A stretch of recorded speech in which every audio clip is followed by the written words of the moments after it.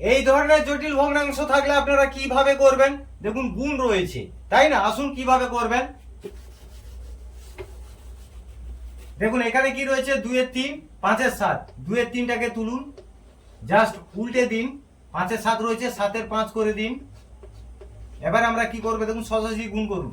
7 গুণে কত হচ্ছে 14, 14 তুলুন, 5 তিনে কত হচ্ছে 15, নিচেরটা নিচে 60 হয়ে গেল। দেখুন এটি হলো রাইট অ্যান্সার।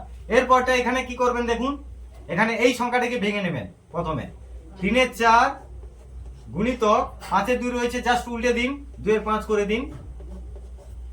এবার আমরা কি করব, দেখুন 3 দুনে কত হচ্ছে 6, 6 তুলে নিলাম, 4 5 কত হচ্ছে 20। এবারে কাটাকাটি করুন, 2 3 কত হচ্ছে 6, 2 10 কত হচ্ছে 20। তাহলে সংখ্যাটি কত দাঁড়ালো, 3 এর 10 দাঁড়ালো। এবার আমরা কি করব, এই 3 এর 10 1 এর 2